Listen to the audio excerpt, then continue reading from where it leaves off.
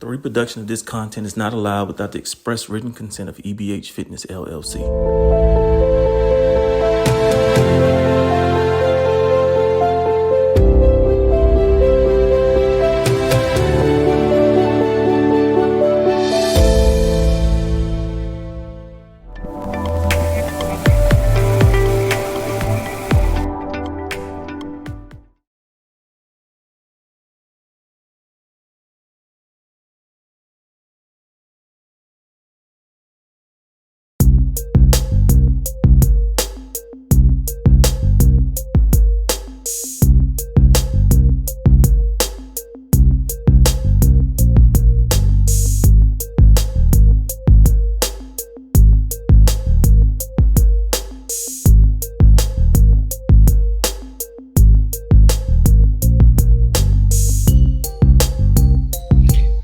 I'm Dr. C. Victor Urban III, and I'm taking it to the house. And I'm Dr. Timothy Hoover, and I'm taking it to the house. Vic, man, it's been, a month and a half, 2 months since our viewing audience and our listening audience had a chance since you and I had a chance to chop it up. Before you get started, there's a couple things I want to get off my chest that's been on my mind. Number one, the champ is here. The champ is here. Behind the scenes, who you guys don't see, is the state champion for Texas here, the coach, Steve Howard. We got to recognize him and celebrate his accomplishment for him and his high school girls. I want to get it correct, but I know I'll get it wrong, but I believe it's a Christian Academy state championship, something along those lines. Nonetheless, congratulations to you, Steve. Number two, since we last spoke, I talked about loss and death in our family. Well, I want to talk about honoring, which is my sister, my co-host's mother. We laid her to rest a few weeks back, and it was a memorial that was worth remembering. But that's not what I wanted to share. Is this man that my co-host, what he did, he performed the eulogy. What he did was provide strength, comfort, and great words as he was laying his mother to rest.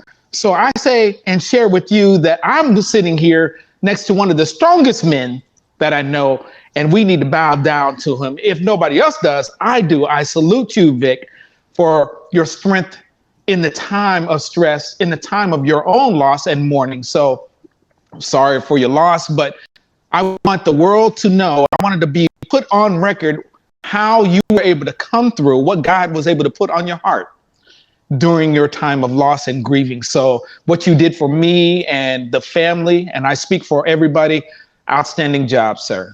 Those two things I just had to say. It's not always sports related. It's about life and love, and that's why we're here. No doubt, no doubt. I appreciate that, as you shared, your sister, my mom. Hey, team, fans, it's about the human experience. So that's something that we bring here on this sports show. We're going to talk about it. Real life. We're real people. We love, we hurt. And yes, we've gone through a significant first quarter of this year. Hence, we haven't been on air because we had to take care of our number one priority, which is our family.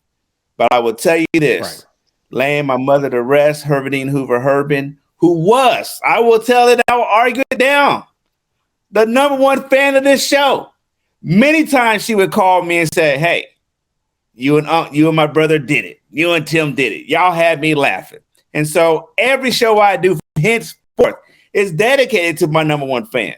And to have the honor to share with the world how wonderful this woman was for me for those 46 and a half years I had on this earth, and those she touched for those 69 years. I tell you, it was an outstanding opportunity to honor my hero, my mother. And so, again, I thank the fans for your love, support, as Unc and I went through a very hard and rough time. Thank you all for your commitment to the show and understanding that we had business to tend to. But as we're back here, the show goes on. Mom's continued in my heart. His sister is continued in his heart. And again, this show is dedicated to her and will continue to be. And we have a special honorarium for her on the back end of the show, where this wonderful woman of God was not only just a great mom, a great sister, but a great community advocate, a great school teacher. Were so impactful, they created a scholarship in her name for young women in high school pursuing a college degree. And so it's called a Virtuous Woman Scholarship. So we'll highlight that a little bit more later in the show.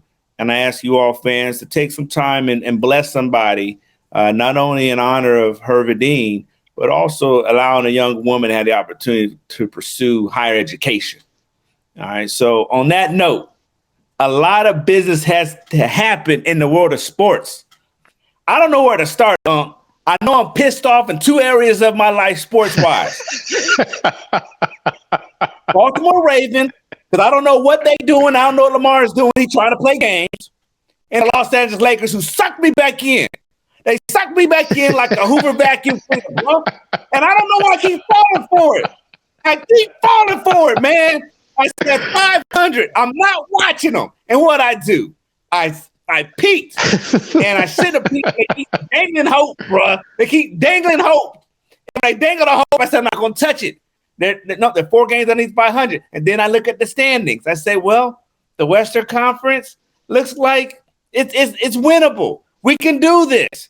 No, I'm not going to watch it. And I peek. I'm tired of it, bro. But it's on my heart. Those are two things that's pissing me off. So you have a task to help me not be pissed off.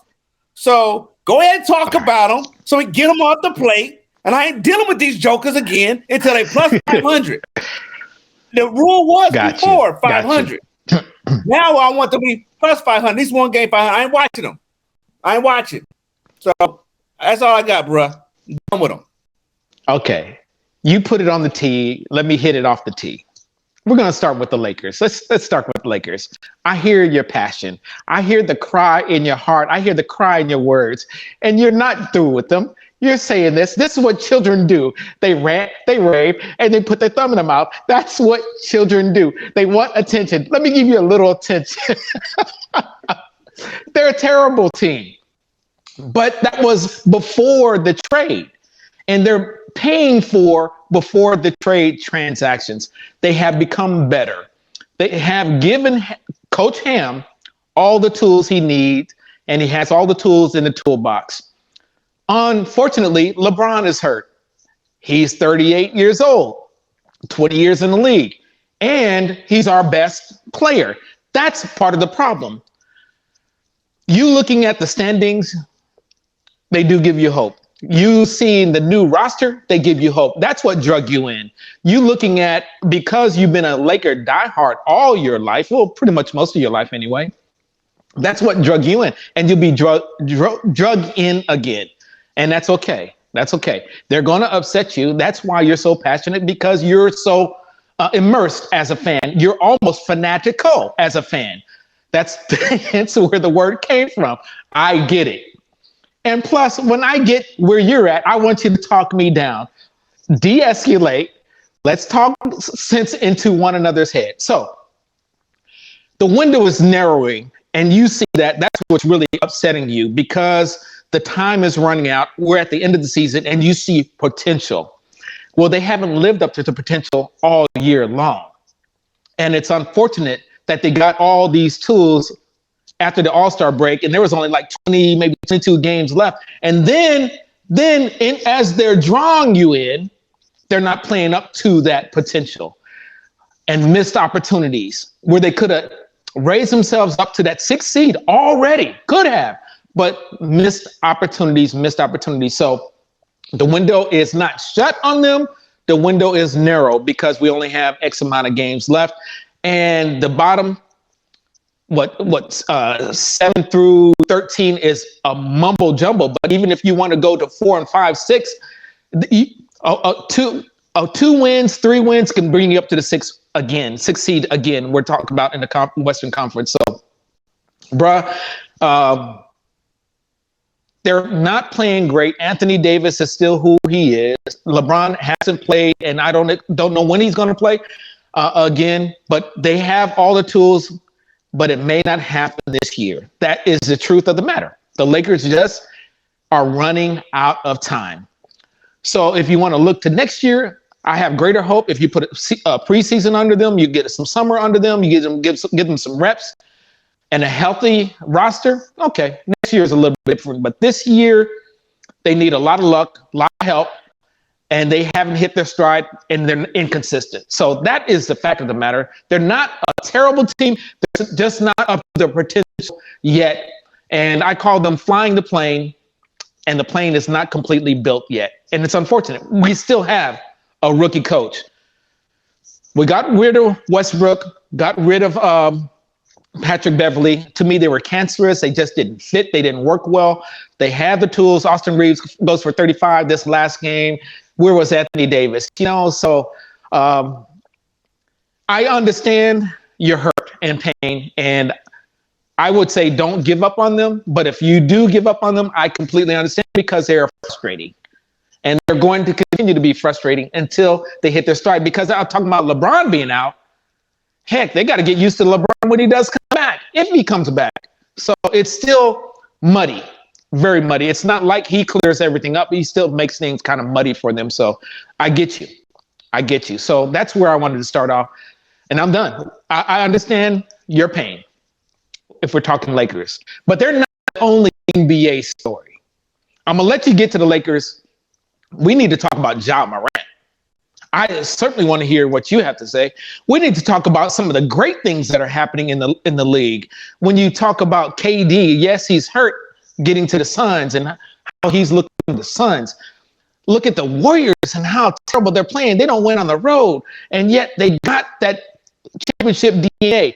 How the Boston Celtics, the Milwaukee Bucks, and the 76ers, in any of those three, they look like they can be world beaters. They can be the champions. So I'll leave it at that. Talking about the NBA, and toss it back to you, sir. Bring it on!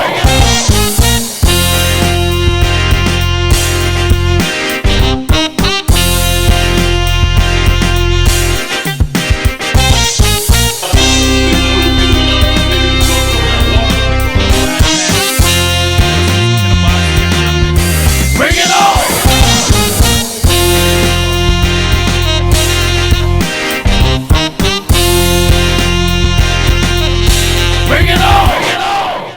I'm not giving no more Laker love, bro.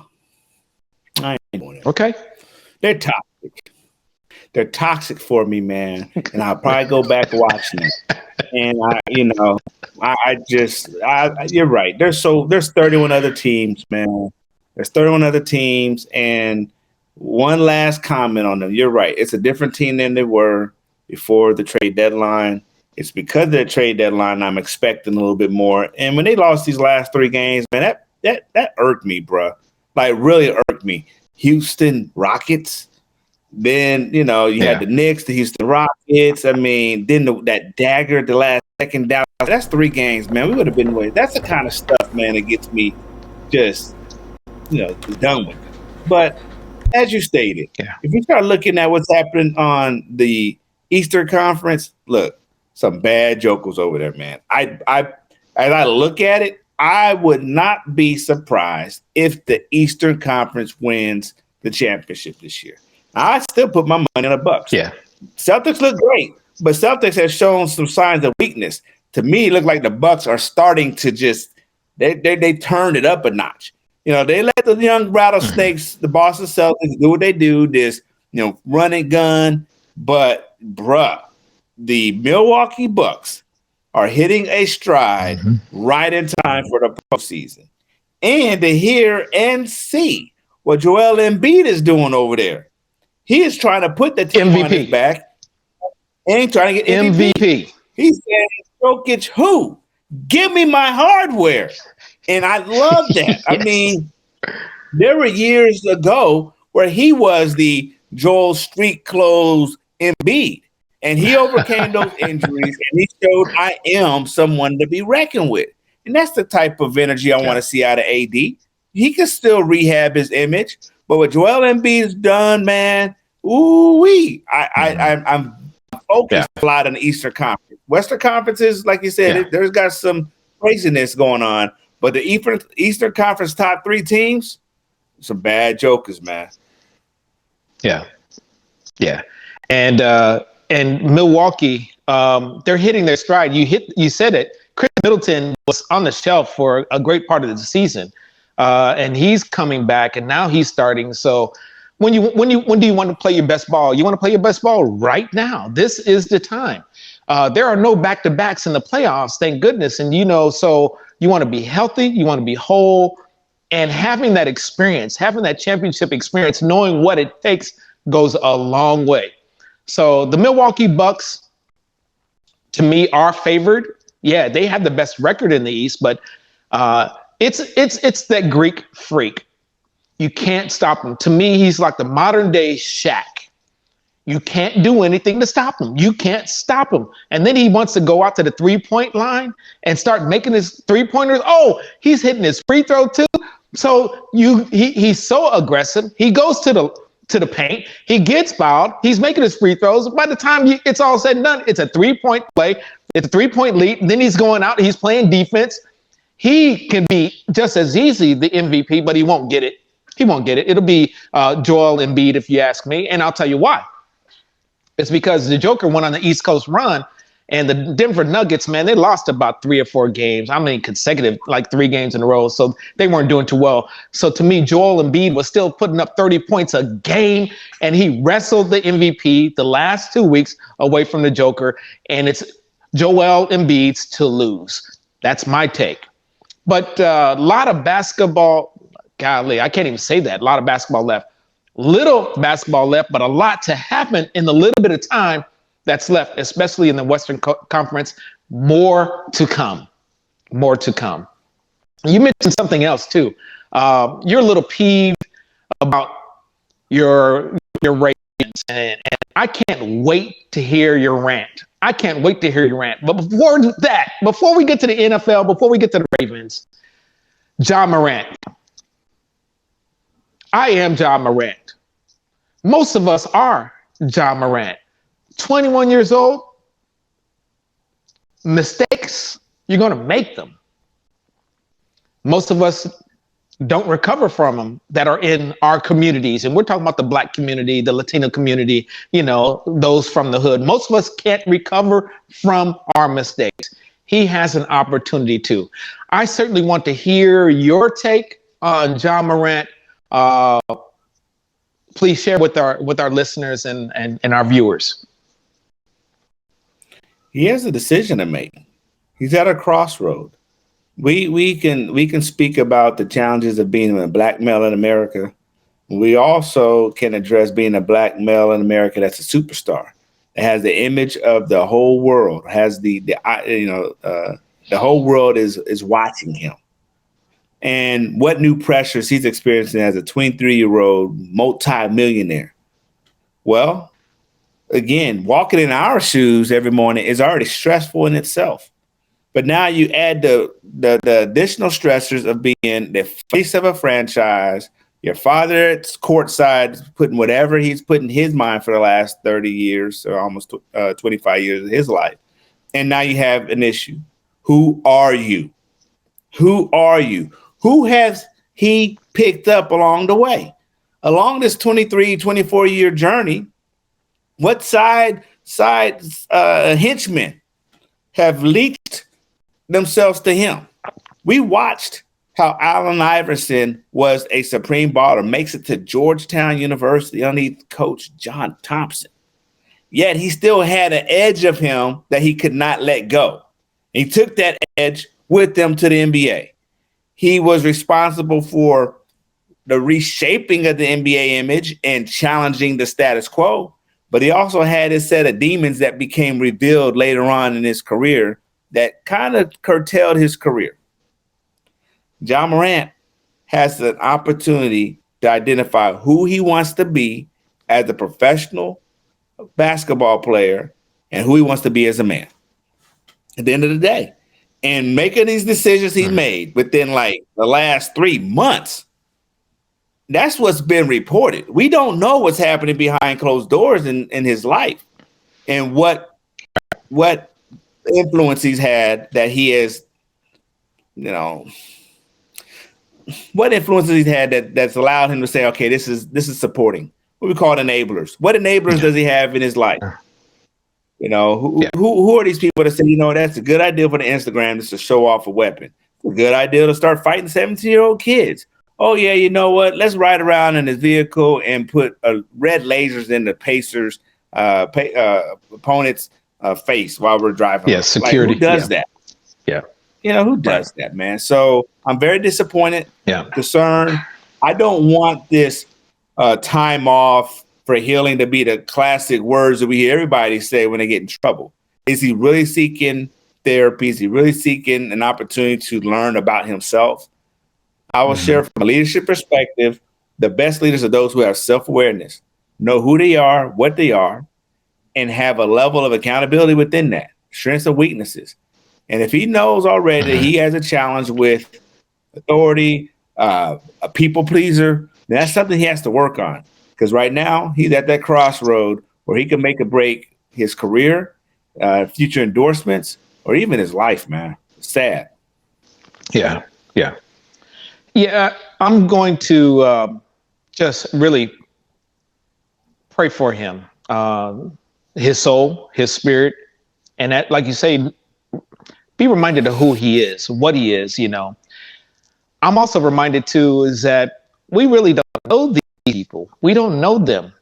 We think we do. The Kobe Bryants, the Shaqs, the Magic Johnsons, the Lou Alcindors, the Kareem Abdul-Jabbars, these entertainers, they're on TV. They are personalities. They are entertainers. But we don't, the Michael Jacksons, whoever your entertainer is of the month. We don't know them.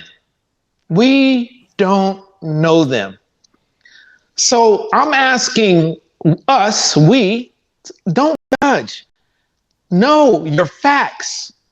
Know your facts before you do pass judgment. And then who are you to pass judgment?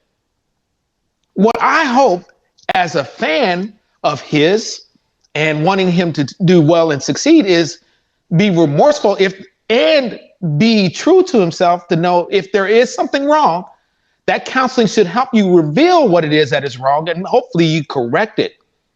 I want him to just be a better person.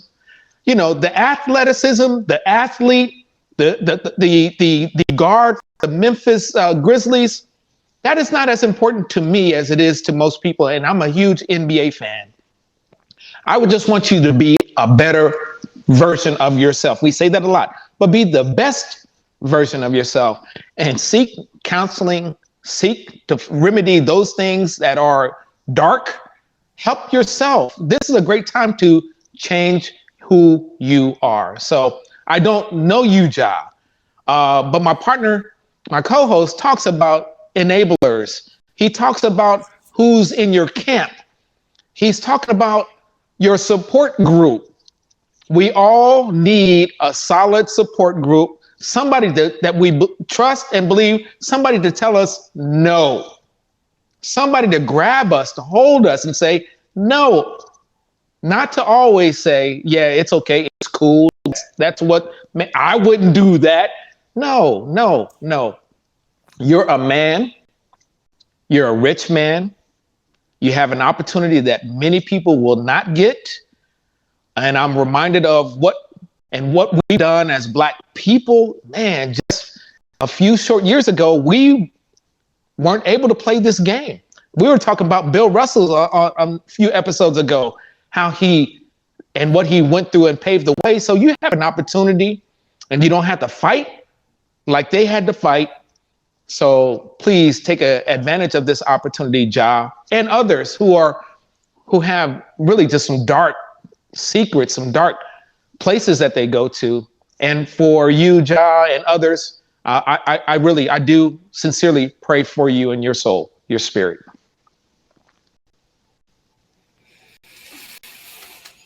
Yeah, man. You want to root for these guys, and I'm rooting for them.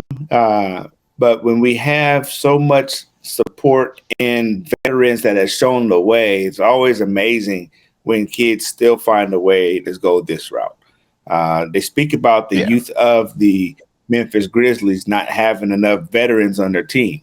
But that's where I get this sense of passion. I get upset. Yes, I guess if this was Sesame Street, they say the word of the day for Dr. Vic is upset or pissed off. That's what it is. The reason why now, because I'm looking at the role of a father in the life of their son.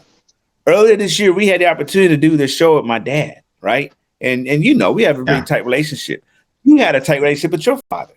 And if we made it to the league, bruh, if we made it to the league and our pops were front row, there's some things that's not going to happen, bruh. There's some things that's not going to happen, man. So I hate to call out his father, but I'm going to call him out. You can't be at the games, 82 games out the season, and then expect your son to, you know, behave the right way when you're not providing that other level of accountability. Hey, son, what y'all got getting into tonight? You want it? So Pops 1 minute wants to fight Shannon Sharp, and next minute wear his glasses and his stuff. Look, dude, who are you? Your son is crying out to you. If he didn't cry out when he's in high school and he's in AAU and you're supporting him and this and that, there's a time to be a Pops too, bruh. Snatch a collar in his behind. I don't care how old he is. All right. My son's 19 years old. I'll tell you in a heartbeat, I'll snatch a knot in his behind in a heartbeat. Because hold up, partner. This ain't who I made you to be. And so when you got the role of a black father in the household, step up, man. So I'm pissed off of that, man. I'm pissed off of that point right there. What's Pops doing behind the scenes? Okay. All right. I get you. As a father, it's a different story. You're absolutely right.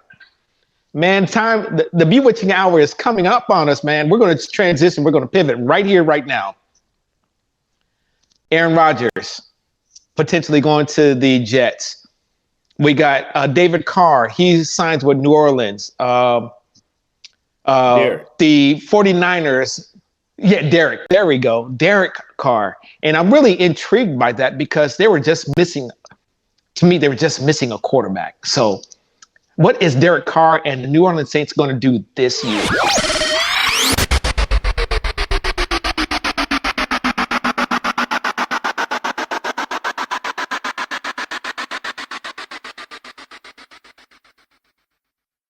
Let's go into the NFL. And I know you are upset about your Ravens. What's going to happen? What's going on? Let's stay here for a few minutes and chop it up. What you got, brother? Dr. T, I know you're not a psychologist nor a psychiatrist. Because if you were, you just want me to show that I'm an angry black man today. You just want to prescribe me some medicine because you keep stoking the doggone fire. I'm trying to idle down stuff. But since we're in that zone, bro, since you got me here, man, I tell you what. From an organizational standpoint, I support what the Ravens done. From an organizational standpoint, say, okay, Lamar, we love you. We want the best for this organization. And you won us the MVP in 2019. Man, we have a chance to make it to a Super Bowl. But wait a minute. The last 2 seasons, you haven't finished. You haven't finished. And we know the plays we've called for you do put you in harm's way. You can take a hit. But even if you had an MVP year, even if you finally won us one playoff game, you haven't completed the last 2 seasons out of a 4-year contract. So who do I got? What do I got? A best ability is availability. And you haven't been available. So we want you, and we'll show you that we want you. We'll give you the non-exclusive franchise tag. And if the market says you're worth more, then we'll meet or beat that price. So we can't come to a deal. Allegedly, they had offered him $130 million guaranteed. Got it. He said no. And we know that he does not have legal representation, so he's doing this on his own. So from an organization standpoint, I don't fault them for saying I want to still be fiscally conservative. I want to make sure my money is going to be spent well. You show me the money. You show me that you can be dependable.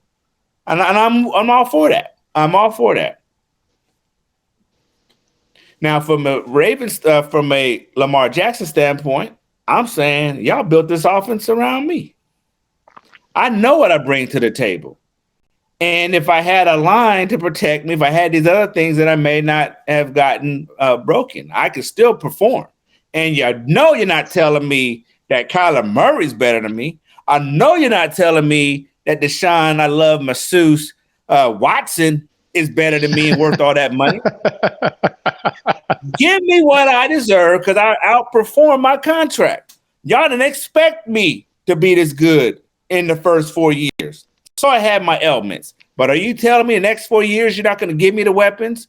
You finally gave me a great running back in J.K. Dobbins. You built the offense. I got me Mark Andrews. Give me a deep threat. I see that you already bought a new offensive coordinator for me. You're going to allow me to air it out. Give me job security. Give me financial security, and let's do this. So I believe they both Lamar wants to stay. Ravens want him to stay. What's the price? All right, again, I don't fault the franchise. Go ahead, bro. Time out. I want to know where's your beef? You like where Lamar stands. You like where the organization stands. Where's your beef? My beef? Oh, Lamar need to sign that damn contract. That's it. You ain't did nothing yet, partner. Get me, dog. You can't go sit up here and tell me you worth all that. And doggone, the Buffalo Bills quarterback got them to the AFC Championship. Joe Burrow in your division got them to the Super Bowl. And then you got Pat Mahomes. Then you got your partner out there in Herbert. So let's not go like I'm all that, because the dudes that came before you and the dudes that came after you are doing the damn thing. So my beef is with him. Do your job. Okay. The market said you ain't worth it, partner. They ain't chomping at the bit to get you at no $250 million. Finish this year strong, sign the contract, and let's take us deeper to these playoffs. That's my beef. My beef is with him. I don't fault the Ravens for holding their money. I fault him for not doing anything. We got a problem then. We got a problem. There is going to be a significant problem because he's going to be unhappy if he does sign the contract, if he stays with the Ravens. He's going to be an unhappy employee. It may be better to let him move on. And the Ravens will be duly compensated. But however, the problem is that's one, if he stays. Two, if he goes. Because the offense has been centered around him. So that puts you guys back. And who's going to be on the level of playing as far as athletic ability in a quarterback that's out there? How do you replace Lamar? Well, you're right. I can see why you'd be upset. You want him to stay, but do you really? Do you want that problem? Because I believe Lamar's not that guy. He's not Garoppolo, where you can, I'll toss balls over here on the sideline. Oh, you want me now? I'm going to play to my fullest. I get hurt. Brock Purdy gets in. No, he's not Garoppolo where he's going to sit on the sideline and be that leader. He is a leader. And I believe he would be cancerous if he signs that contract. Here's what I think, sir. This should have been resolved long time ago. Don't wait till the 11th hour and get to this point where feelings will be hurt. Feelings will be brought in. He does not feel appreciated. I don't care what the Ravens say or do now, unless they give him exactly what he wants. Oh, it didn't help that Deshaun Watson got the bag, the big bag. He don't deserve it, but certainly Lamar believes he's as good. It doesn't help that Kyler Murray got his bag. And so you said the market dictates.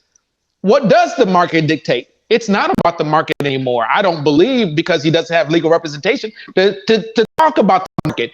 He's butt hurt right now because the Ravens have said, you've been hurt, you've been hurt, you've been hurt. They weren't saying that when they were winning and they were winning. They weren't saying that when they were building the team around him. They were paying him and promising him on potential like everybody else, but he's a superior athlete. Ravens are going to have to eat this one way or another. That's the problem. Whatever team decides to pick him up, if he's picked up, they will have to do the same thing the Ravens did. They will have to redesign their whole offense. So it's not just a matter of signing him for this price he's asking for. Now they got to redesign and pay by the running back, the tight end, the offensive scheme.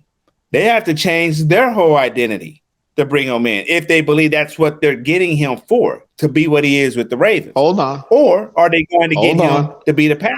What are they trying to do? That's it. That's not your problem where he goes. You want him to stay. Or do you want him to go? Tell me what you want. Why are you so passionate? Why do you want him to sign? Go ahead. No, I'm saying if he goes, if he thinks he's going to go, the reason why the other teams are not chomping at the bit, they realize it's more than just paying him for that price. They have to redesign the whole offense for him.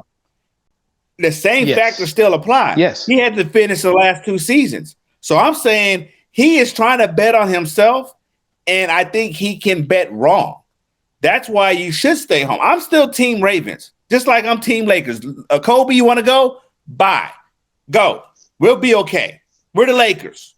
I'm not Team Lamar. We've won Super Bowls without a franchise quarterback because I know J.K. Dobbins is a bad boy. He is, we had teams where we had a strong running game, strong defense. Hey, quarterback, just manage. Just manage. So I'm not tied to him. He's been great for us for the 3.5, 4 years and the 2 years of a full season he's played. But don't smell yourself and think you all that. Yeah. Because, again, as I pointed out, I'm with you. Josh Allen's won at least 2 playoff games and been to an AFC championship. Joe Burrow has done his job. Joe Burrow's in his division. So I'm saying, dude, don't overplay your hand. You know, there's some anomalies last year between Watson and Murray. Don't overplay your hands. If so, bye. We'll be all right. Yeah. I think he has. Honestly, I think he has. He's in a bad way. The Ravens are in a bad way. I wish this had been settled. Matter of fact, we shouldn't even hear about a lot of this noise, this mess. And then just a couple of weeks ago, I guess there was something from executives from all the teams. They were talking about they're not interested. That's not good. Maybe collusion. You've heard that. But this is not pretty right now. This is not good.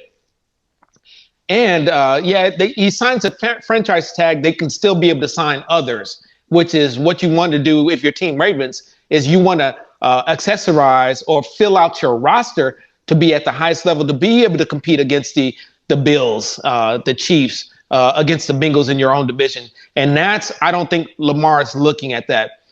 Look at the Tim Duncans and look at the Tom Brady's who have restructured the contract. Even Dak this year restructured the contract to accommodate the team. And so Lamar, maybe poor representation. I don't know, but he doesn't have great counsel. He doesn't have professional counsel, and it's going to cost him. Yeah. They always say. All right, bro. And go ahead. Yeah. Go ahead. Person who represents himself in court has a horrible client or a horrible attorney, one of the two.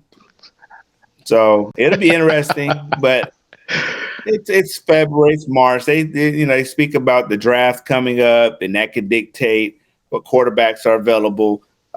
He's still signed as a under non-exclusive franchise, so he has at least another year.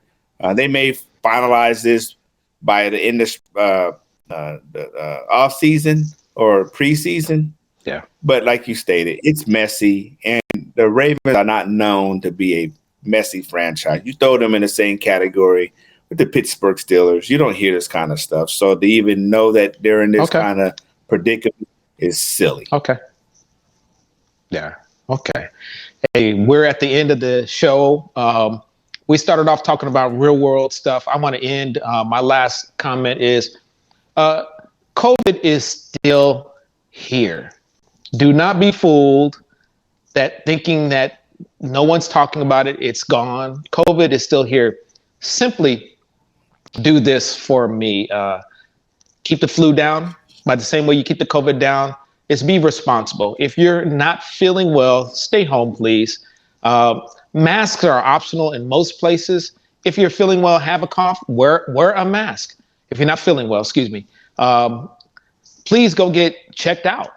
Okay, there are medications now that we didn't have when it all started. So isolation, quarantining, they all do work. But be responsible, be neighborly, and we want to be able to go out to our sports venues, our arenas, our fields, and be able to share with one another. As my co-host here, be fanatical as a fan and enjoy the moments. But wash your hands, hand sanitize, be clean, be hygienic. Please be responsible. That's my taking it to the house last moment, and I just salute you. And again, to Vic and to Steve, congratulations, salutations for what you have done these last few months. When the show didn't even meet. So I just salute you guys. You guys are the two better men in this show. So I salute you all. And that's taking it to the house. I'm out. Take me out to the ball game. Listen, team, we got a couple more weeks left. You know, we already are in that post NFL season. And now we get ready for baseball season and the end of basketball season. All that to say, spring and summer is upcoming, as my co-host stated. Be safe, but listen, maximize that time you have with your loved ones. This has been a crushing last 3 years since we've had COVID. The show came on the air in the middle of COVID, and life still goes on. Maximize that time with those you love. Make the time to spend with them quality time. Not always the quantity of time, but it's also the quality of time.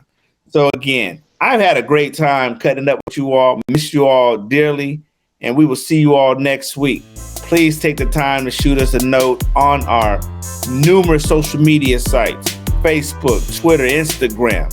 You know where we're at, and we're ready to bring that fire, ready to bring that thunder, and ready to have some laughs. So until then, take it to the house is out.